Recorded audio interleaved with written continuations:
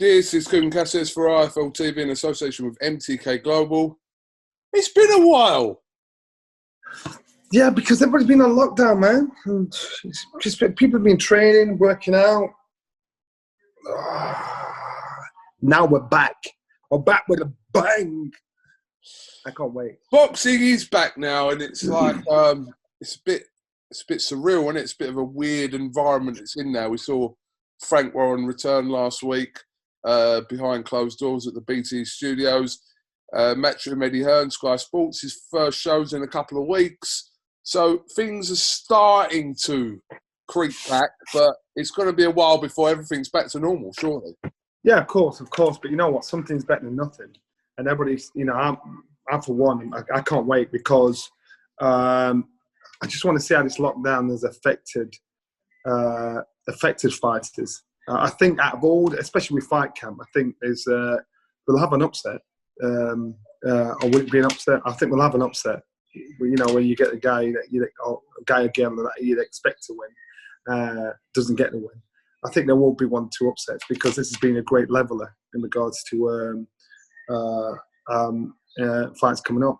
People are being able to prepare for fights. I want to start off by talking to you about Canelo. Canelo's being linked with a whole host of British-based fighters, and also a lot of the Matchroom fighters as well, and quite notably as well, John Ryder's in the mix of this as well, by the looks of it. Billy Joe Saunders ruled himself out of the Canelo fight a couple of weeks ago. A lot of people have got their opinion about that, saying that, you know, he shouldn't have done that because the Canelo fight doesn't come around. He may have missed the chance to ever fight Canelo, but I suppose I'm looking at it from who you're fighting. You're fighting Canelo. You want to be obviously paid the best, and you want the best camp possible. Yeah, exactly. I think Billy Joe Saunders has made it clear that, you know what, I'll say what I'm going to say to you, and at my own detriment, I'm going to stand by my word. So basically, he wants it to be on an even playing field. So if he's fighting, tell him he's basically saying, if I'm fighting, tell me I'm fighting. You don't tell me, you know, after you've been training for a month for me, 2 months for me, and then tell me. So he's put himself in a position to say, look, this is me. You know, if that fight was going to happen, it will happen. I think Canelo is in a privileged position like Mayweather was, like De La Hoya was, like he's in that position. And like it or not, most 99% of fighters, if they're going to fight him, would just jump at the opportunity, even if the favours aren't in their favour. I'll give you a prime example. When Fury botched Klitschko, prime example. And I actually posted the other day when he was in the ring, and they said, "Look, we're walking off. You know, fix the padding on the ring canvas. You know, we just, you know, we want it to be even. Want to play the game right." And so I think Billy Joe Saunders, he's taken that attitude as well, saying, "No, you know, this is you know, take me out of it. You know, I'm not playing your game. I'm not dancing your dance." Mm. Do you feel by him doing that though, he may have jeopardised his chance of ever fighting Canelo? Because it seems like, well, but in reality, did he ever have a chance to fight Canelo? Well, Canelo's thrown loads of work. The fight was going to happen on the 2nd of May. But was it? Was it? What? You know what I mean? What was it? Because tell them to go away, whoever it is. But that's like, was it? Because at the end of the day, a whole heap of names are thrown out. You know, the fight's going to happen when you've got something like that, a contract signed, sealed, and delivered. It's all, everything talk is cheap, and Billy clearly wasn't playing that. Say, look, if I'm fighting, tell me I'm fighting. You know, give me the contract. Let's do this. So I get him, man. I get him. So look, he's got pride in himself, and he said, you know what? Let's do it even. It's a big fight. And I think if you've got the fight to fight Canelo and you really believe you're going to win, you're going to make sure the stakes are even. Yeah, I mean, there's a lot of fighters being mentioned as possible opponents for Canelo in September. I think Hopkins mentioned John Ryder as one of those people, but I mean, Jason Quigley. I haven't heard Jason Quigley. I have. Okay. I think I've read a quote that Eddie Hearn had kind of put 4 of his fighters forward, including Bivol. That one, and hasn't heard anything back. That's what I read on, what was it, The Athletic reported that yesterday. But it is kind of a lottery with Canelo, isn't it? It genuinely is. Exactly. Who's going to be the lucky fighter? Remember when Tyson boxed Buster Douglas? Buster Douglas at that time, I gather, was the lowest paid fighter to fight Mike Tyson. I think he got about $800,000, and so Tyson was in that privileged position. So most guys, if they get the chance to fight Canelo, it's retirement money. You know, it's decent dough, and so you think, you know what, I might not win, but you know, so if you're going to be something like Billy Jones, say, no, I can win, I can beat him. This is how I'm playing it. You know, if we're not going to play, let's not play. So it's just about opportunities. It's about mindset. You think you can pull it off, but all these names are thrown out there. Why is everybody sat there like puppy dogs waiting? Is it me? Is it me? Is it me? You know what the usual situation is, right? You're fighting this man. Fighter A is fighting fighter B. You're fighting on this day. So what are we waiting for? You know, what's the situation? He's got everybody on tenterhooks. And he's preparing now. Who? Canelo. Canelo, yeah. We've seen clips of him in training. So he's, in the flow of it. His opponent. It's a mindset. You've got to be in the mindset where you are eating, sleeping, drinking, dreaming of your opponent in that build-up and that anticipation. Canelo probably knows who he's going to fight. He ain't telling him yet, that's all. So that's why he's throwing them all out there. Because, so say, for instance, he had half a dozen names out there, and they're all thinking, yes, it's me, yes, it's me, yes, it's me. And then he picks a name that's not even in that half a dozen that he's thrown out there. You think, oh, it's me. Yeah, I'll have it. So really, you're not mentally prepared, physically prepared as he is. So I get that. He's just taking advantage of his position. When we spoke a few weeks ago, you said to me that you weren't sure whether any of the heavyweight big hitters would even fight this year. I'm assuming you're kind of possibly changing your tune to that. Well, all right. Sorry. Let me change my tune a little bit. So I'm talking the likes of Anthony Joshua. I'm not dismissing Dillian. I'm talking the likes of Anthony Joshua. I'm talking the likes of Tyson Fury, the likes of Wilder. Because the only reason why I said that is because I can't see these guys fighting behind closed doors. Because your gate receipts are unbelievable. So if the situation as it is now stays as it is, I still don't see him fighting until it's lifted. Because I'm just, can you see Tyson Fury getting out there fighting in front of a sparse crowd? Deontay Wilder, Anthony Joshua, really? And let's have a guess what gate receipts would be. What do you think gate receipts would be if it was? I don't know. I don't even have to figure out what would gate receipts be. So you're losing millions in gate receipts. So really, could you imagine any of those three fighting behind closed doors, doing what Dylan's doing on the 22nd of August? Can you imagine it? Yeah, no. Business-wise, can you imagine the handles like that?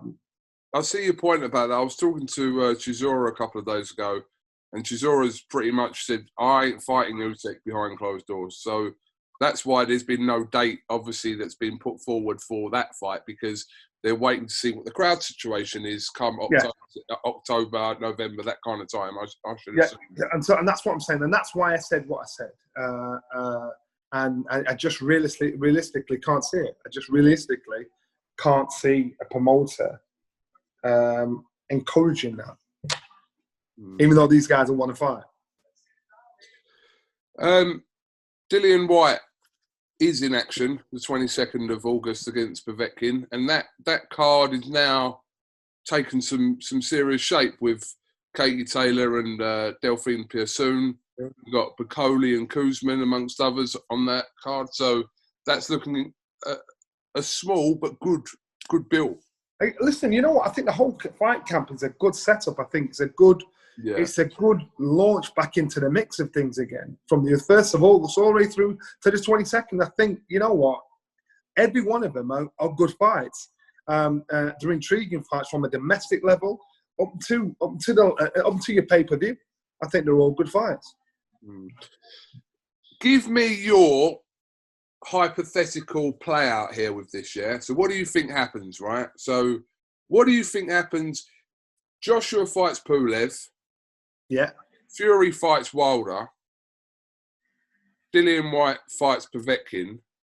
What happens after those 3 fights happen? Should Dillian White, Fury, Joshua all win? What is the next fight or set of fights that happens? Go on, give me your... What I guess will happen, I guess Fury will give up one of the titles, so his next fight is against Anthony Joshua.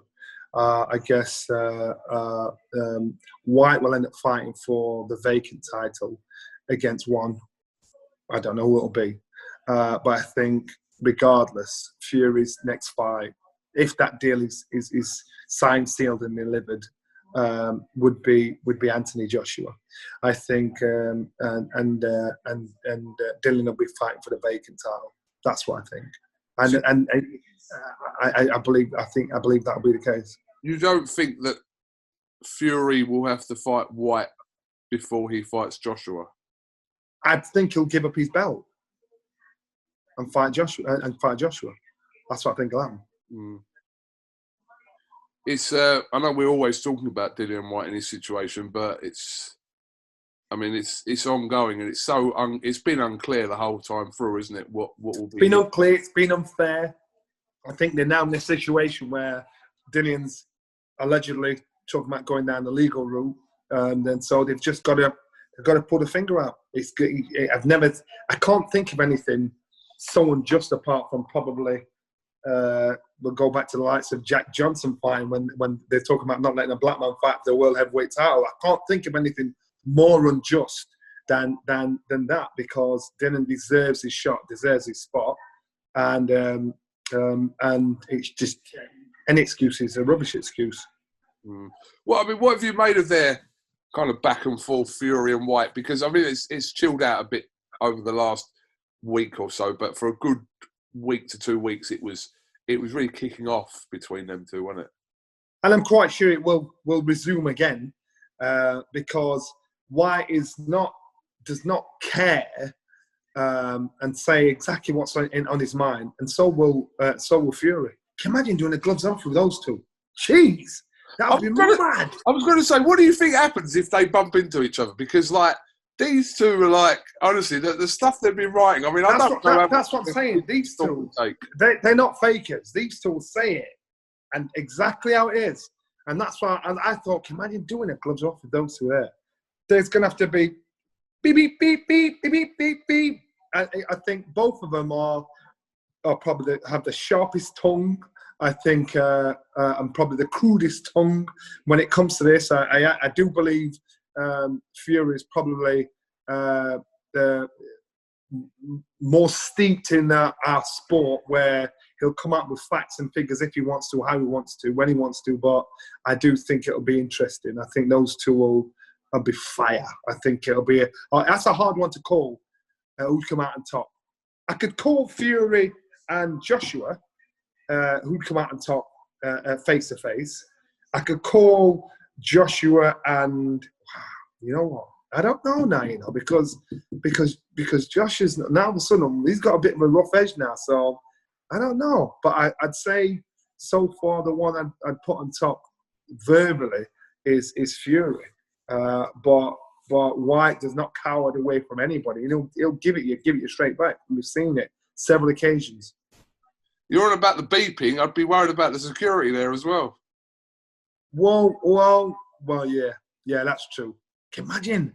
That's like, I don't know how it's going to happen. I really don't know how it's going to, but that'll be, everybody will be clamoring to put something like that on.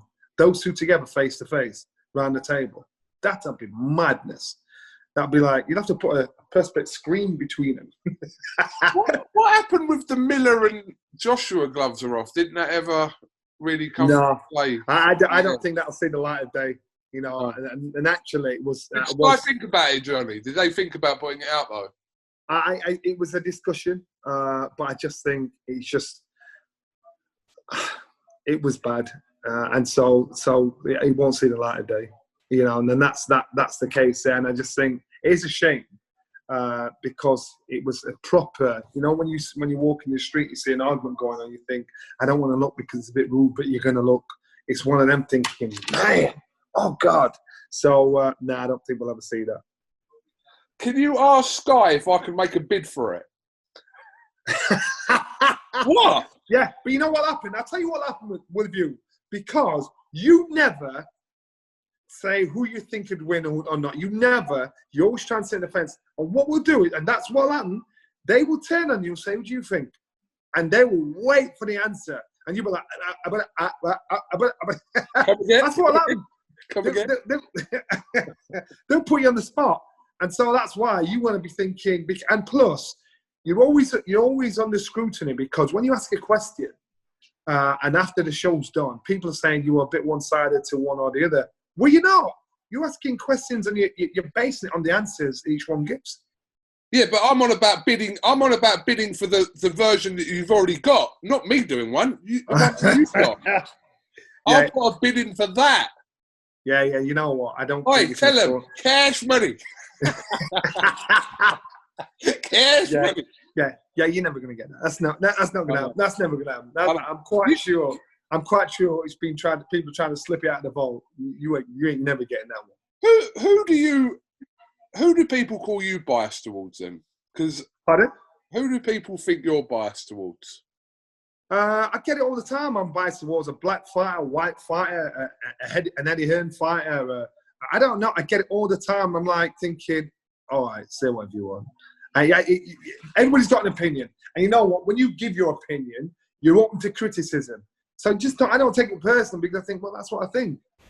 Prove me otherwise. That's what I think. I probably did. We did a debate the other day about Fury and Josh.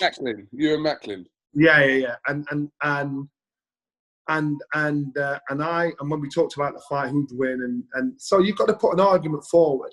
Now, in reality, that's a close call. You've got to pick somebody. So I was putting an argument up for Anthony Joshua why he could do it. That's my argument. But don't dismiss the fact that I don't actually think Tyson Fury can't do it. I'm just telling you how Anthony Joshua could do it. And so people are saying, I can't believe you're saying that. I'm like, you know what? If you ain't intelligent enough to hear what I'm saying, so be it. Yeah, I mean, there's a difference between me asking you, who do you think who wins that fight? And also, if I reworded that question and said to you, Johnny, can you tell me how Anthony Joshua beats Tyson? Exactly. That's the whole point. And so that's what I'm saying. I'm saying this is possible. This is how he can do this. You know, so you're giving your argument there. It's like, I don't know, a lawyer standing by his client. It's like, this is what I'm doing. Yeah, you can think of every reason why the other side could win. But I'm giving you my reason why this side could win. And to me, I think that is such a close, because look, that is such a close shout. And so that's why no one's ever going to get it right. But that's just a matter of an opinion.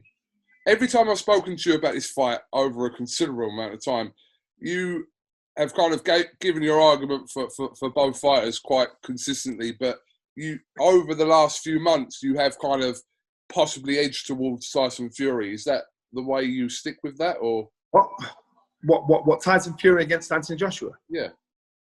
No, I didn't. I didn't do that. Don't be putting words in my mouth, man. What? So you're saying to me you've never edged Fury over Joshua ever in an interview? What I've said is I've given the argument for both fighters and said Tyson Fury is technically the best out of all the heavyweights, and I've given his argument. I've given Anthony Joshua's argument. Don't put words in my mouth. Time to do one. Who's it? What? Hello? Listen. Wait. Have you got two phones? No. Hello? Hello? Hi, it's Kira calling from Get Connected in relation to the O2 contract. Oh, it's not a good time to phone me at the moment. Could you call back later, please? Yeah, no problem. Thank you very much. Thank you. Bye. Bye-bye. Anyway, going back to this. You know what I do? What were they trying to sell you something? No, it's about my O2 contract. All right. No, I haven't got 2 phones. You're on a laptop, which is what I said to you. Haven't you got a laptop? Oh, yeah. I need to move with the times, don't I? Yes. Anyway, going back to what we were talking about, you're telling me you've not edged Fury over AJ in any of our interviews? No, I'm not telling you that. No, I'm not telling you that. But what I'm now telling you is, I'm giving an argument for why both fighters could pull it off. I'm not telling you that. Well, I'm just explaining where I'm coming from. But if you're making me pick somebody, you know, I'm gonna. That's that. You know, yeah, go on. I'm gonna make you pick somebody then. What now? Right now. Can't wait to close the fight. No, because you're making me look like I've just put words in your mouth, and I actually haven't, because I have read between the lines and also taken your comments on board over the last few months. Well, I'm going to stick by what I said. I'm going to, might be an unpopular decision. I'm going to side towards Anthony Joshua. So you've changed your mind? I haven't changed my mind. You're making me choose. You're making me choose somebody. I know why. I know why Tyson Fury could pull this up. I know why Anthony Joshua could pull it up. You're making me choose. All right, let's not get into I know you've already broken this down kind of thing, but tell me 3 reasons why, then, quickly, why each of them can win the fight. I'll start with, which one you only want to go with Start first? with AJ. AJ. Who you're now changed your mind and you're picking to win the fight. Go on.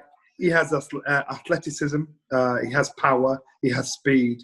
He has the ability to stay on course, to stick to a game plan. And if they pick the right game plan, he pulls it off.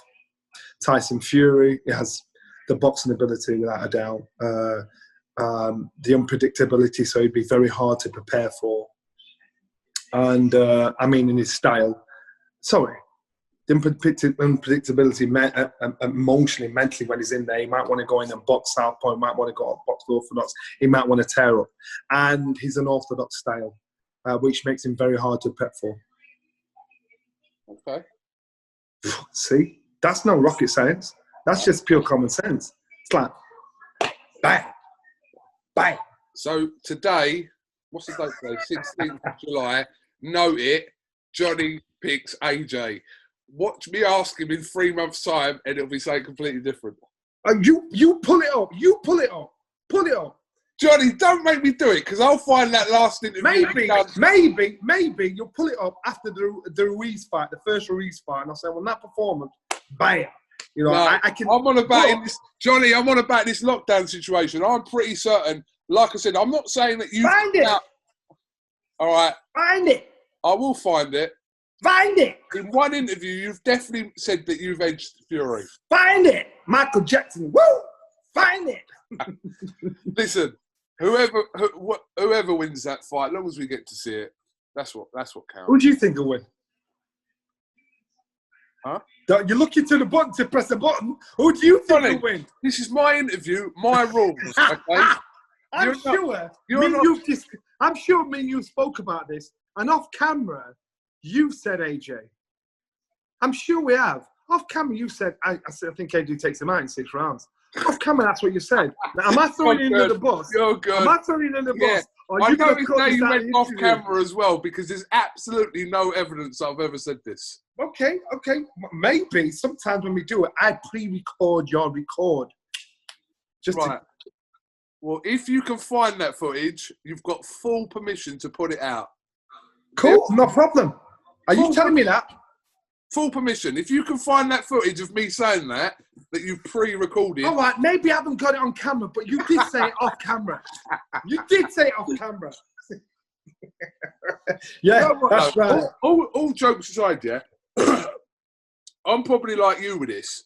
Do you know, like, you probably change your mind in your head and you don't even know it, like, every day. Like, it is genuinely a fight that, listen, a lot of people on social media have got there, like, they're like, no, Fury all day long, or AJ. Chisora come out the other day, said AJ, like, you know, and he's friends with Tyson Fury as well. But I think you probably do go through it in your head and play out different situations, how the fight starts and So is your thought process it on because you're friends with one more than the other? Is your thought process because nothing to do with friendship at all? Well, really? And so have you ever called a fight against a friend? Yes. I'm just curious. Who? Not to their face.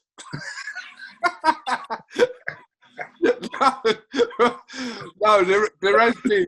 I'll tell you what, I'm not going to name the fight. People can try and work it out. It was from about 7 or 8 years ago. There was a close fight between two Brits and relatively high profile at the time.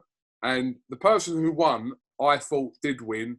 But I'm also friends with the person that lost the fight. Come up to me in the dressing room. What did you think? Did you think I won that fight? I went, well, yeah, I mean... That was years ago, though. I would never do that. I wouldn't do that. If I That's the only time I've done it. It was very early on in my IFL days, and I was like, I'm not telling this fighter right now that they lost. But now... Which fight was it? Come on, tell me. I'm not going to say. Come on, man, tell me. I would tell you. Probably work it out anyway. But... tell me who. 8 years ago. 8 years ago. I didn't say 8 years ago. I said years ago. You said about 8 years ago. So let's go back. 7, 8 years ago, maybe. Who was it? Come on, I'm just curious. I might have thought the same as you. No. I'll tell you what. No, but if I had a conversation with that fighter now and they asked me, oh, what did you think, blah, blah, not that they would, but I'm saying if they did, I would say it now. Would you say, so why can't you say now then? Because you tell them anyway. It's unnecessary. It's unnecessary. It's not. I'm just asking a question. It's just a conversation, man. Yeah, I know it's a conversation, but I'm the interviewer and you are the interviewee.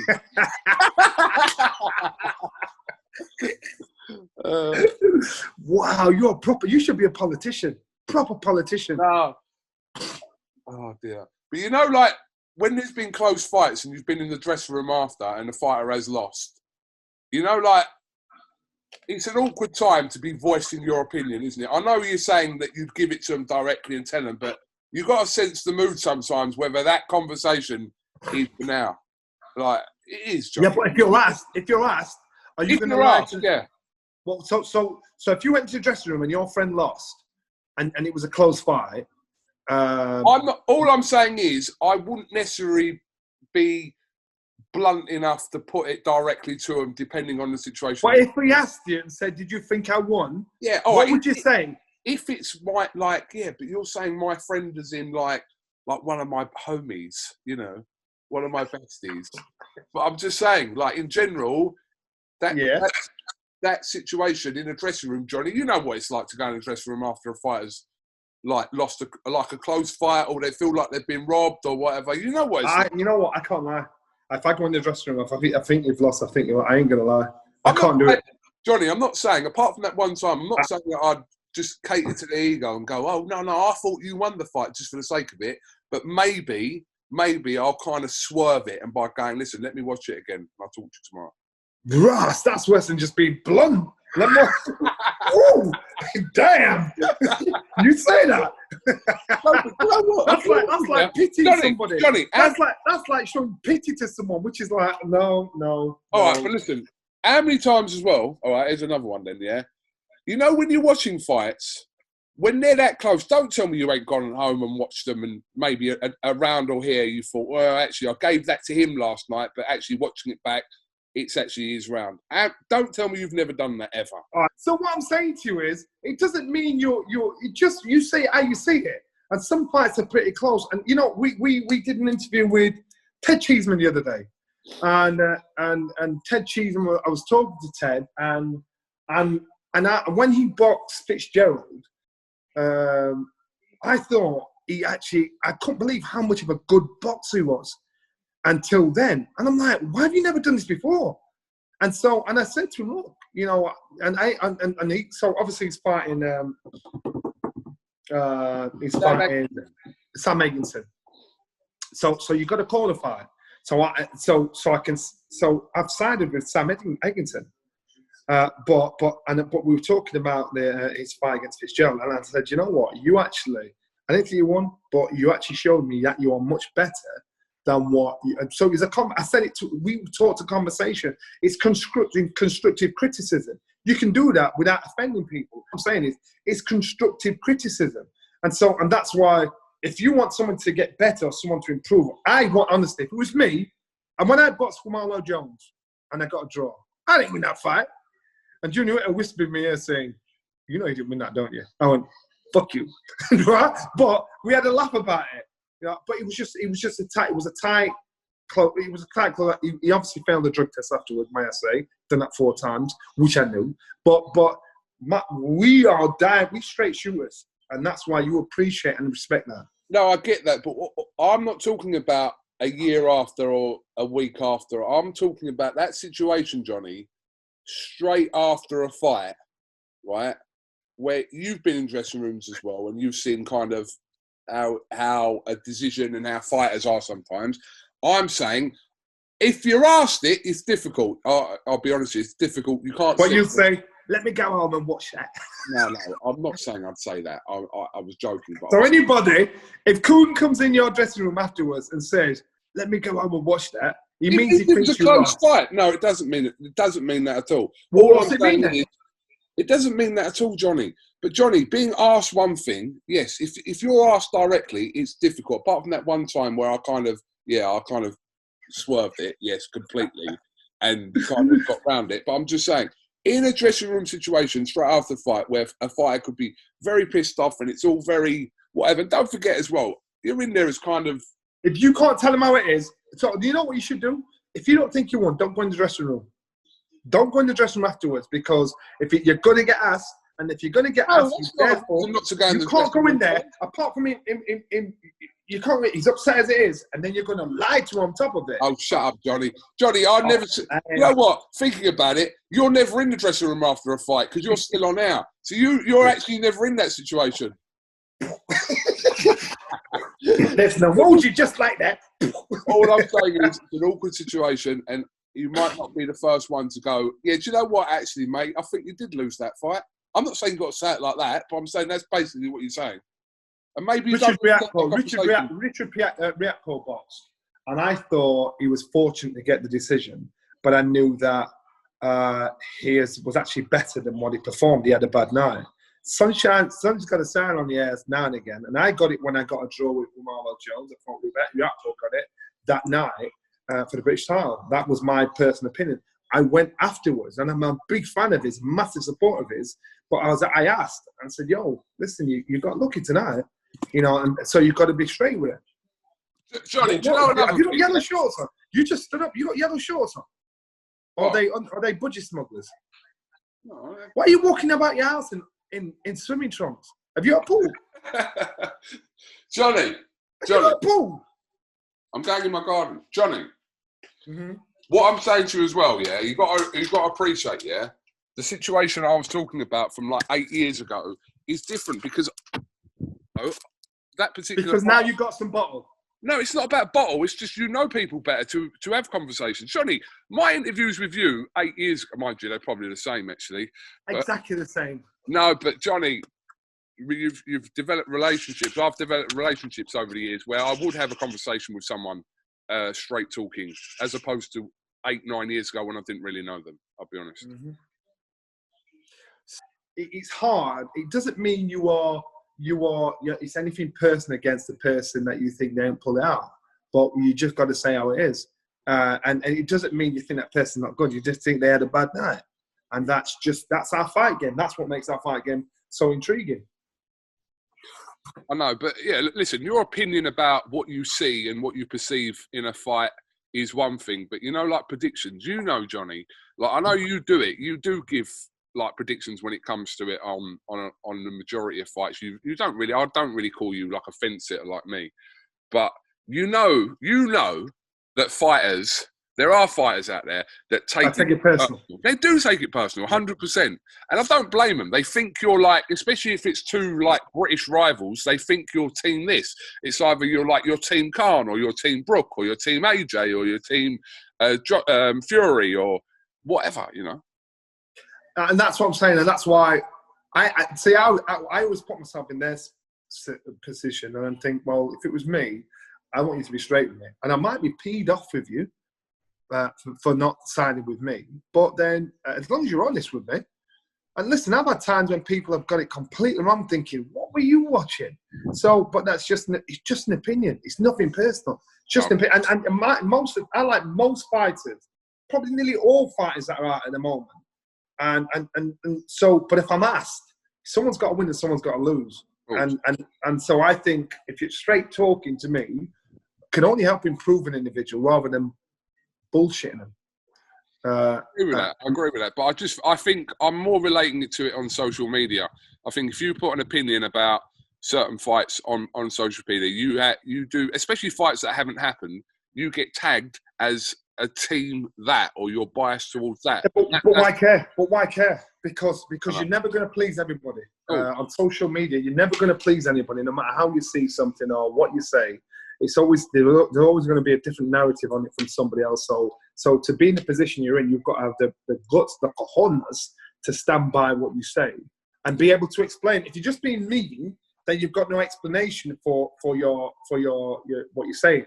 But if you think, well, this is what I thought it, and that's why sometimes when you get judges that give decisions on a fight, think, how do you see that? They should have these judges sat down and say, right, explain to me what you saw to come to that. And then, therefore, if they saw something wrong, say, well, that's how I saw it. All right, I understand why you've done that. But it's shrouded in mystery, thinking, well, why have you done that? Are you a company man? Are you a fanboy? Have you got agendas? And so that's why, if I ever say something, I will always give an argument for why I say it. Yeah, of course. And to me, that's that way. At the end of the day, after all the BS, you can only respect that argument. I might be wrong a lot of the times. I might be wrong when I call a fight, but I'll give my point of view and argue. It's never personal. It's just saying, well, I'm saying this because of that. I know what you're saying, but I do still think, regardless of what reasoning you give, I do think there's fighters out there that do take comments and your predictions and your perceptions of fights, how you've seen fights. I think they do take it personal. Not everyone. I remember when I boxed Crawford Ashley. I was in the dressing room, and I can't remember the guy's name. He used to do Steve Holsworth. Yeah. He was. He used to do the videos. Yeah. Old school know who he is. He used to do videos for the fights, and I was fighting Crawford Ashley, and he came into the dressing room. Did he have glasses? Steve Holsworth. Yeah. Yeah, he used to wear. Did he wear glasses? Yeah, I think so. Yeah. Yeah, he did. Yeah, he did. And me and Steve are friends now, but I remember when I boxed Crawford Ashley, Brendan had banded me up and he just popped out. I think he was talking to promote something like that. And Steve came in and I think he was ring announcer that night. No, he wasn't. He was doing videos that night. And he said, good luck tonight, son. But you know you're the fall guy, don't you? You're not going to win this, but you'll learn a lot. And I'm sat there like, what?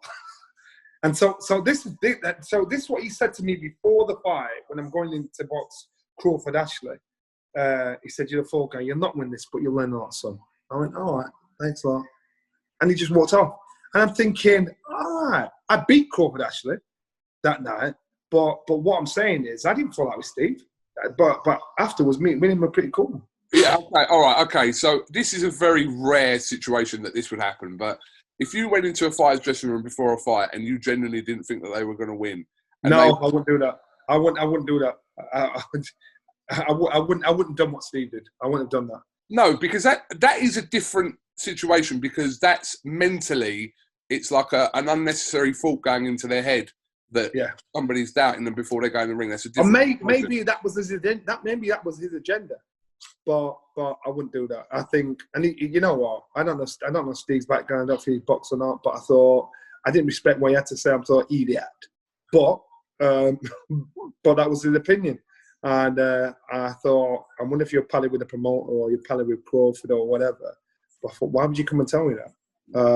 And that was it. But it's just, I think some things are best left. It's a different situation. You don't want any sort of negativity from whoever before a fight. You shouldn't be allowed in the gym, in the dressing room before the fight anyway. My daughter's just coming in her pajamas. Yeah, come on, get an IFO. We got to pick your hair. Hair's like